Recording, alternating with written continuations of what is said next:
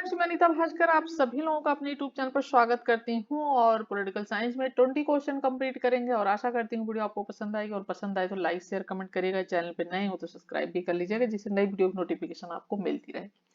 और इसके अलावा अगर आपने पहले की वीडियो नहीं देखी तो प्ले लिस्ट में जाएंगे, आपको लेक्चर वीडियो और क्वेश्चन आंसर की बहुत सारी वीडियो मिल जाएंगी, तो उसे भी जरूर देख लें। और अभी थोड़ा सा शेड्यूल बिजी चल रहा है तो थोड़ा सा अभी दिवाली बाद में आप लोगों को प्रैक्टिस सेट कराऊंगी, ठीक है। तो उसमें आपके बहुत सारे क्वेश्चन कवर हो जाएंगे क्योंकि किसी स्टूडेंट ने कहा था कि मैम थोड़ा सा दोनों टाइम देख लीजिए, मतलब 2 वीडियो। तो अभी एक वीडियो ये चलती रहेगी, बाकी प्रैक्टिस सेट में ज्यादा ज्यादा 50-50 क्वेश्चन के करा दूंगी तो काफी चीजें कवर हो जाएगी, ठीक है। अभी थोड़ा सा मैं बहुत बिजी चल रही हूँ तो टाइम निकालना मुश्किल हो रहा है मेरे लिए, तो अपना थोड़ा सा करते रहिए और दिवाली बाद में फिर आप लोगों को कराती हूँ प्रैक्टिस सेट, ठीक है। क्योंकि अभी नए प्रैक्टिस सेट अभी आए नहीं है तो थोड़ा नए प्रैक्टिस सेट बढ़िया वाले कराऊंगी, ठीक है। तो चलिए शुरू करते हैं और फर्स्ट क्वेश्चन पे चलते हैं। और फर्स्ट क्वेश्चन है, इंटरेस्ट ग्रुप्स के बारे में निम्न कथनों में से कौन सा गलत है, ठीक है।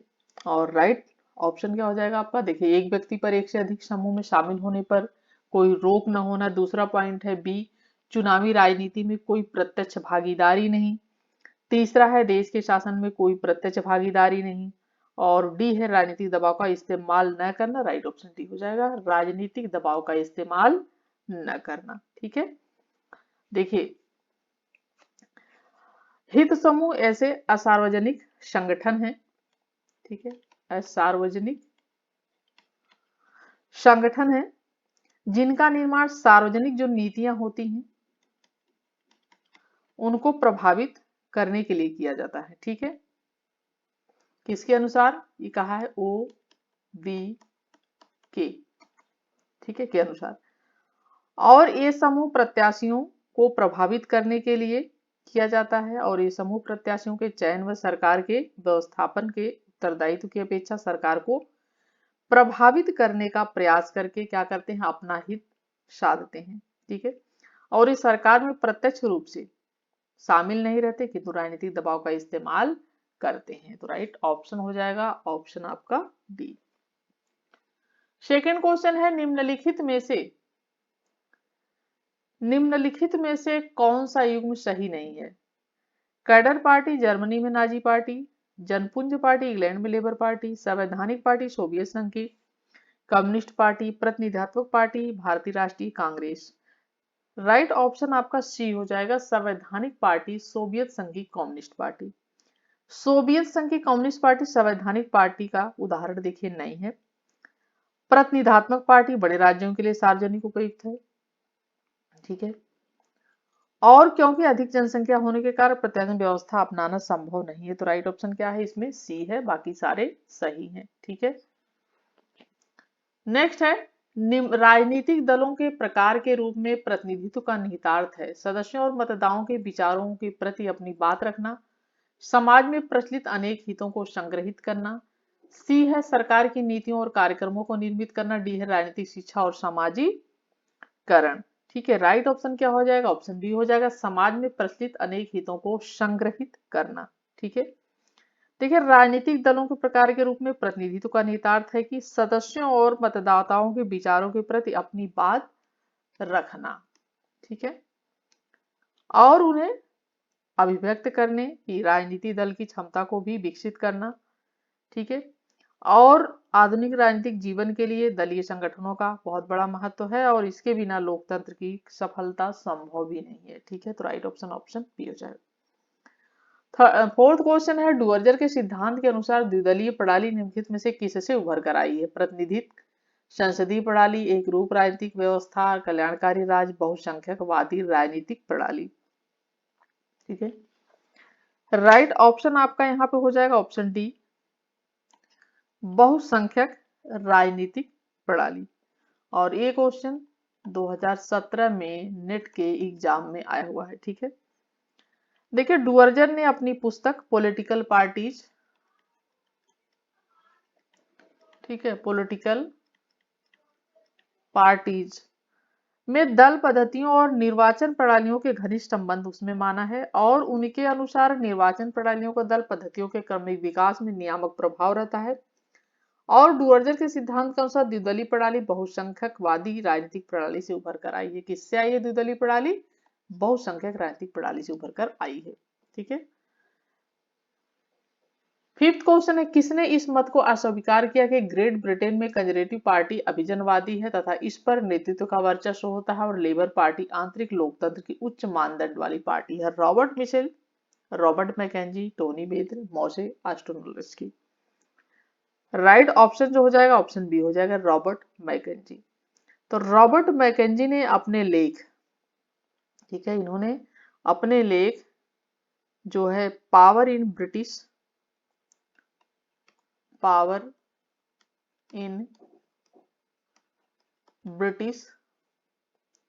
पॉलिटिकल पार्टीज, ठीक है, पॉलिटिकल पार्टीज, आयरन, ठीक है, आयरन लॉ और स्पेशल प्लीडिंग,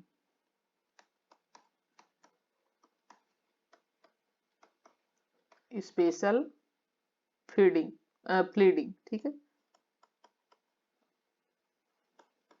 ये है power in British political parties, iron law और स्पेशल फीडिंग में इस स्थापित मत को अस्वीकार किया। ठीक है, उसे स्वीकार नहीं, अस्वीकार किया, नहीं माना कि ग्रेट ब्रिटेन में कंजर्वेटिव पार्टी अभिजनवादी है तथा इस पर नेतृत्व का वर्चस्व होता है और लेबर पार्टी जो है वो आंतरिक लोकतंत्र के उच्च मानदंड वाली पार्टी है। ठीक है, तो किसने इस मत को अस्वीकार किया है? ये किया है रॉबर्ट मैकेंजी ने। ठीक है, राइट ऑप्शन बी हो जाएगा। सिक्स क्वेश्चन है, ठीक है, लाक्सो तागेपोरा पेरा सूचकांक का संबंध निम्नलिखित में से किससे है? लैंगिक समानता, राजनीति, राष्ट्रीय दल प्रणाली, भाषाई नियोजन, किसान लामबंदी। राइट ऑप्शन बी हो जाएगा, राष्ट्रीय दल प्रणाली। ठीक है, क्या है? लाक्सो ऐसे रहेगा, थोड़ा कंप्यूटर में जब कुछ कन्वर्ट होती है तो थोड़ा सा उसका वो बदल जाता है, कोई कोई वर्ड का, सारे का तो नहीं, सब ठीक रहता। तो लाक्सो, ठीक है, तागेपेरा, ठीक है, तो संबंध दलीय प्रणाली से है और यह सूचकांक देश की प्रणाली में राजनीतिक दलों को एक संयोजित क्या करती है? संख्या प्रदान करती है। और एक क्वेश्चन आया हुआ है राजकीय कॉलेज लेक्चरर में 2016 में। ठीक है, तो क्वेश्चन रिपीट होते रहते हैं इसलिए सारे क्वेश्चन थोड़ा सा बीच बीच में मैं क्वेश्चन ऐसे ले लेती हूँ। ठीक है, चलिए, निम्नलिखित में से कौन दबाव समूहों के बारे में सही नहीं? हित अभिव्यक्त करना, राजनीतिक दलों का वित्त पोषण, सरकार की नीतियों को प्रभावित करना या नीतियां लागू करना। राइट ऑप्शन हो जाएगा ऑप्शन सी, केवल 4। ठीक है, नीतियां लागू करना, ये दबाव समूहों के बारे में समूह नहीं, क्योंकि वो देखे सारे काम तो करते हैं, इनका वित्त पोषण करते हैं, फाइनेंशियली हेल्प करते हैं राजनीतिक दलों की, हित अभिव्यक्त करते हैं, अपना स्वार्थ सिद्धि करते हैं, सरकार की नीतियां जो है उनको प्रभावित भी करते हैं। ठीक है, और नीतियां लागू करने का कार्य उनका नहीं होता है। ठीक है, तो जो है दबाव समूह कारण और नोटिस के आधार पर स्थानीय और क्षेत्रीय और राष्ट्रीय और अंतर्राष्ट्रीय स्तर पर कार्य कर सकते हैं। ठीक है, और सभी हित समूह स्वयं या अपने कारणों के लाभ के लिए सरकार की नीति को क्या करते हैं? प्रभावित करने की उसको लालसा रखते हैं। ठीक है, इच्छा रखते हैं। और दबाव समूह राजनीतिक दलों से क्या होते हैं? भिन्न होते हैं, यानी अलग होते हैं। ठीक है, और राजनीतिक दल लोगों द्वारा चुनकर आने के बाद परिवर्तन करना चाहते हैं, क्योंकि हम उन्हें चुनते हैं, लोग चुनते हैं। ठीक है, और जबकि दबाव समूह जो होते हैं वो राजनीतिक दलों को प्रभावित करने का प्रयास करते रहते हैं और दबाव समूह विशेष जो मुद्दे होते हैं, ठीक है, स्पेशल जो मुद्दे होते हैं उनको बेहतर तरीके से ध्यान केंद्रित करने में सक्षम हो सकते हैं, जबकि राजनीतिक दल मुद्दों की विस्तृत श्रृंखला का पता लगाते हैं। ठीक है, तो इतनी सारी चीजें।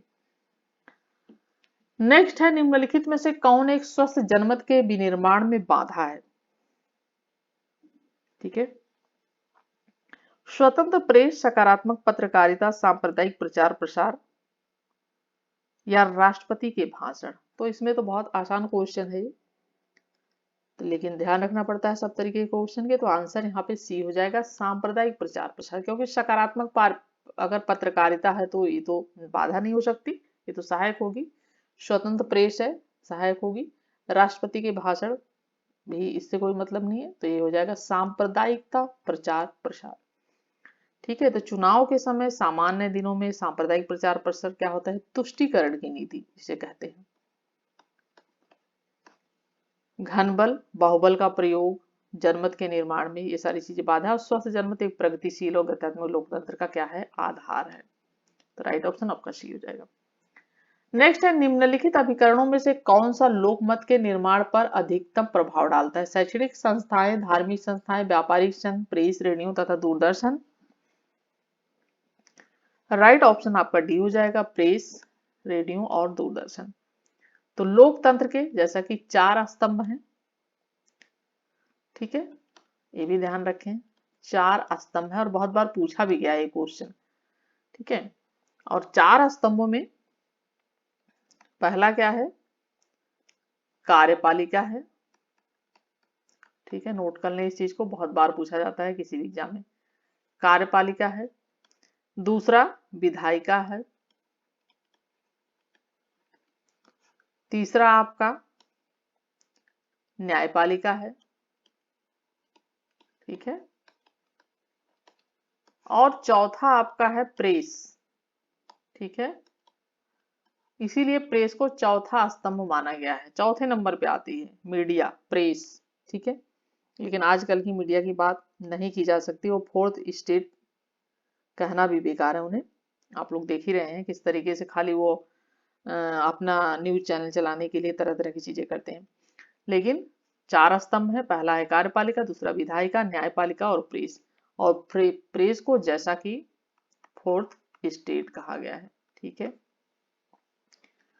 और लोकमत के निर्माण में प्रेस, रेडियो तथा दूरदर्शन का महत्वपूर्ण योगदान होता है। और आधुनिक में संचार के कई माध्यम भी लेकिन हो गए, अब तो हम बहुत सारी चीजें विकिपीडिया, गूगल आदि चीजों पे भी हम कर लेते हैं। ठीक है, और आप लोगों को भी अगर किसी प्रकार की कहीं कुछ सवाल में दिक्कत आ रही है तो आप गूगल कर सकते हैं, सर्च कर सकते हैं, गूगल पे जाके विकिपीडिया में जाएं और अच्छी तरीके से अपनी चीजें नॉलेज ले सकते हैं। पर्यावरण संबंधी हरित दलों का उद्भव निम्नलिखित में से किससे हुआ है? 10 क्वेश्चन। मुख्य धारा के राजनीतिक दलों से पृथक होकर, लोकमत का दबाव, भूमंडल चेतना का उपहार, नवीन सामाजिक आंदोलन। राइट ऑप्शन डी हो जाएगा, नवीन सामाजिक आंदोलन। तो नव सामाजिक आंदोलन है जो ऐसा सामाजिक आंदोलन है जो मानव जीवन में, ठीक है, मानव जीवन में फैले हुए जो अन्याय है उसके प्रति क्या है? नई चेतना, चेतना है, उससे क्या होता है? प्रेरित होता है। प्रेरित होकर समकालीन जो विश्व है उसके कुछ हिस्सों में उभर कर सामने आए हैं। यानी सामाजिक आंदोलन, नव सामाजिक आंदोलन ऐसे सामाजिक आंदोलन है जो मानव जीवन में फैले हुए अन्याय के प्रति नई चेतना से प्रेरित होकर समकालीन विश्व के कुछ हिस्सों में उभर कर सामने आए हैं। इनमें से पर्यावरण संबंधी आंदोलन कह सकते हैं आप, नारी अधिकार है, महिलाओं के अधिकार, नारीवादी आंदोलन।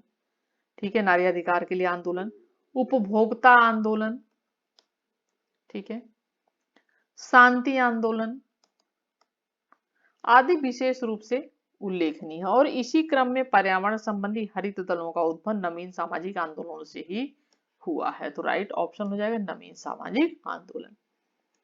नेक्स्ट है, स्त्री राइट मिल के अनुसार पावर एलीट में सम्मिलित है बड़े व्यवसाय, नौसेना और मीडिया, राजनीतिक गुट, मीडिया और नौकरशाही, सेना, मीडिया और राजनीतिक गुट, बड़े व्यवसाय, राजनीतिक गुट और सेना। राइट ऑप्शन डी हो जाएगा, बड़े व्यवसाय, राजनीतिक गुट और सेना। तो सी राइट मिल्स के अनुसार पावर एलीट में व्यवसाय, राजनीतिक गुट और सेना सम्मिलित है। और जैसा कि राजनीतिक विकास की अवधारणा के संबंध में सी राइट मिल्स का नाम जुड़ा हुआ है। ठीक है, 12 क्वेश्चन है, निम्न में से किसने संचार और राजनीतिक व्यवस्था के नियंत्रण का सिद्धांत दिया? रॉबर्ट डहल ने, डेनियल कारमानी ने, कार्ल ड्यूस ने, गैब्रियल आमंड ने। राइट ऑप्शन सी हो जाएगा, कार्ल ड्यूस। ठीक है, तो संचार सिद्धांत निर्णय निर्माण की प्रक्रिया में संबंधित है जैसा कि, और जिसमें सूचना को अत्यधिक महत्व दिया जाता है। और संचार सार्वजनिक व्यवस्था के नियंत्रण का सिद्धांत कार्ल ड्यूस ने दिया। ठीक है, और राइट ऑप्शन जो हो जाएगा आपका हो जाएगा ऑप्शन यहाँ पे सी। ठीक है, और इनकी एक महत्वपूर्ण बुक थी, लिख देती हूँ, द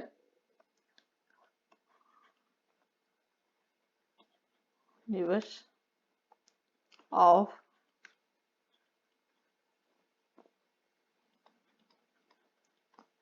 गवर्नमेंट मॉडल्स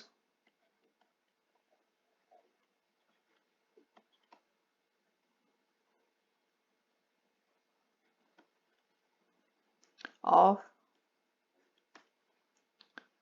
पॉलिटिकल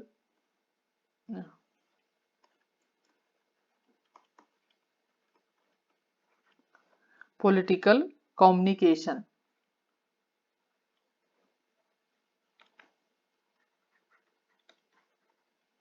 ठीक है, communication and control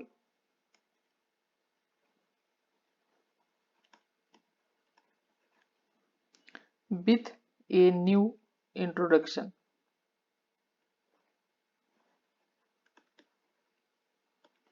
with a new introduction।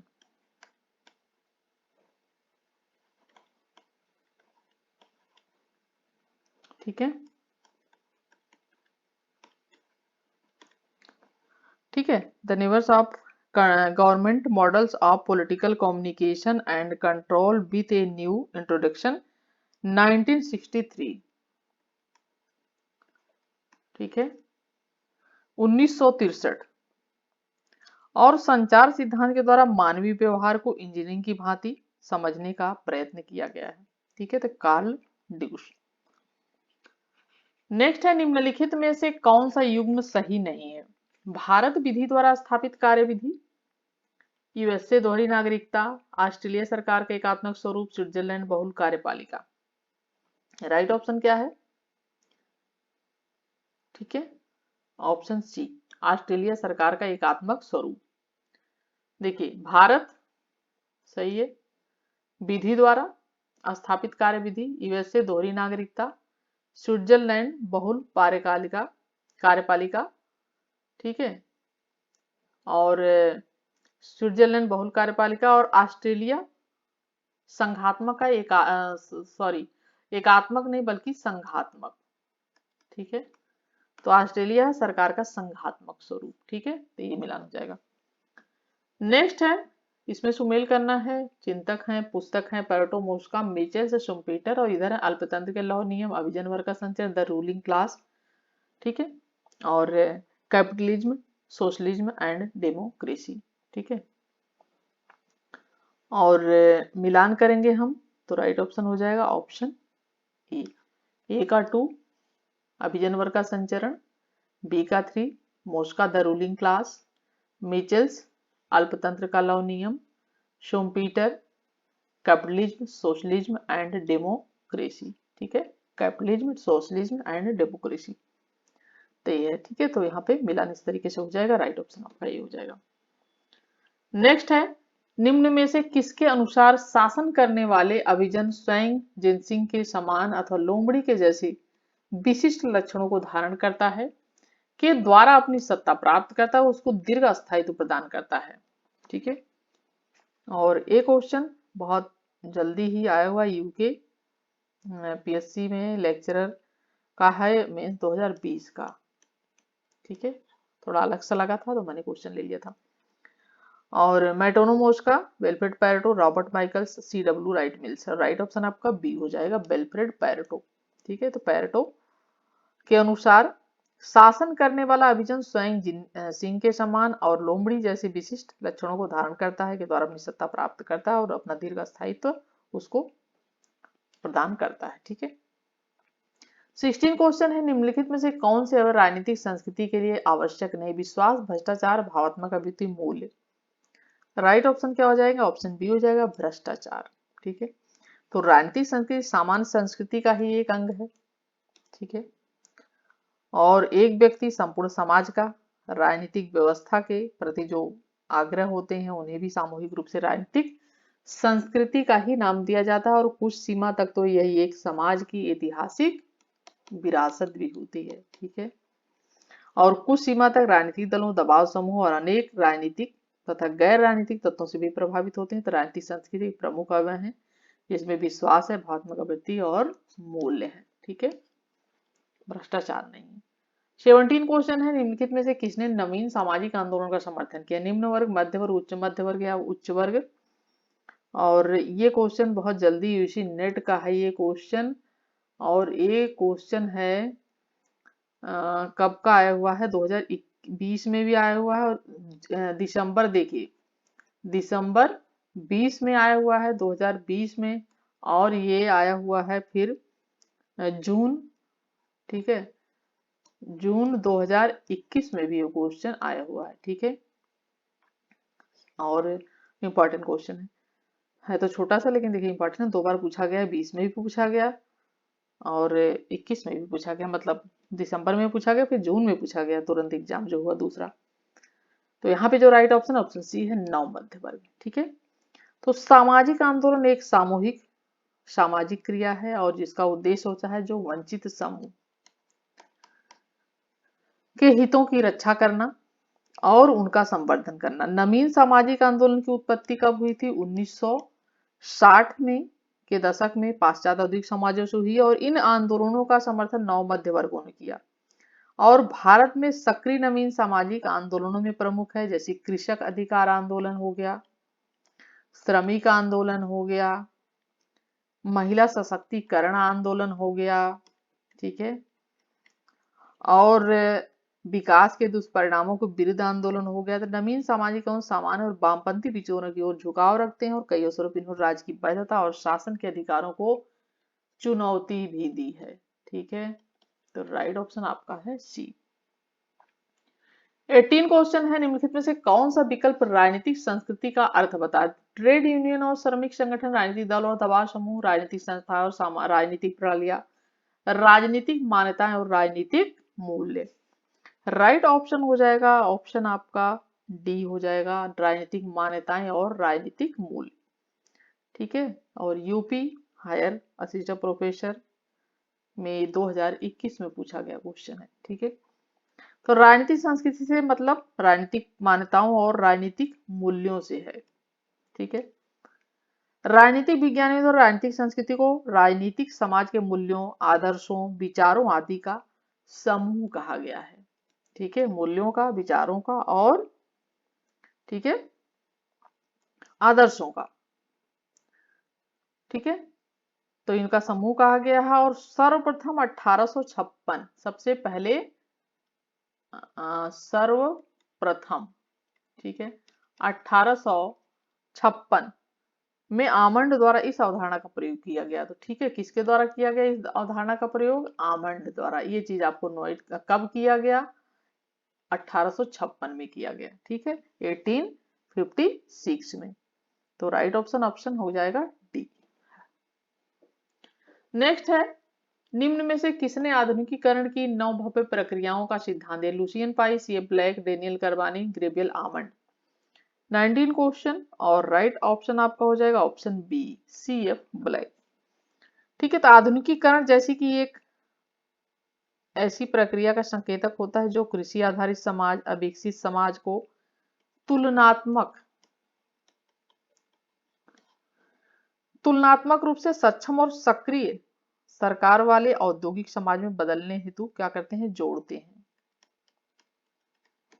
ठीक है, यह प्रक्रिया औद्योगिकरण और शहरीकरण का क्या करती है? समर्थन करती है। किसका? औद्योगिकरण का और शहरीकरण का। ठीक है, इसका क्या करती है? समर्थन करती है। और आधुनिकीकरण के नव प्रकार सिद्धांत सी एफ ब्लैक, ठीक है, द्वारा दिया गया है। और ब्लैक का मानना है कि आधुनिकीकरण एक ऐसी प्रक्रिया जिसके अंतर्गत ऐतिहासिक रूप से उत्पन्न संस्थाएं तेजी से बदलती हुई, ठीक है, तेजी से बदलती हुई नई जिम्मेदारियों के साथ क्या होती है? अनुकूलित होती हैं। ठीक है, और जिसमें वैज्ञानिक प्रगति से जुड़े अपने परिवेश पर नियंत्रण की क्षमता वाले मनुष्यों के ज्ञान में अभूतपूर्व क्या होती है? वृद्धि दिखाई पड़ती है। तो राइट ऑप्शन बी हो जाएगा, सी एफ ब्लैक।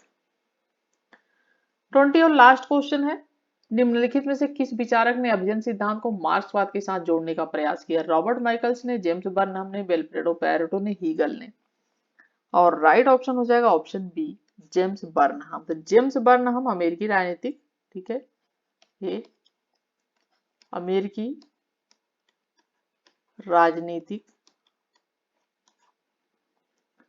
सिद्धांतकार थे और शीत युद्ध के दौरान, जब शीत युद्ध हुए उस दौरान वैश्विक स्तर पर, ठीक है, साम्यवाद के प्रसार को रोकने के लिए अमेरिका द्वारा अपनाई गई रोकथाम नीति को अस्वीकार किया इन्होंने, ठीक है, और साम्यवाद पर महत्वपूर्ण नीतियों में बदलाव लाने के लिए दबाव डालने की रणनीति का इन्होंने समर्थन किया, ठीक है। और इनकी महत्वपूर्ण पुस्तक है बर्नहम की द, ठीक है, द मैनेजरियल रिवोल्यूशन,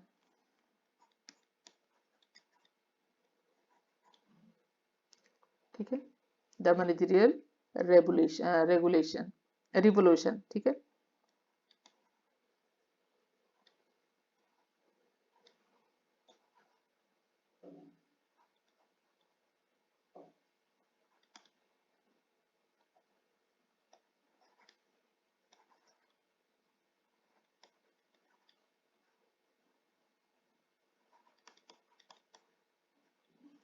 ठीक है, द मैनेजरियल रिवोल्यूशन 1941 के अंतर्गत वैश्विक पूंजीवाद के भविष्य के बारे में अपना विचार प्रस्तुत किया, जो कि युद्धकालीन विकास पर आधारित था।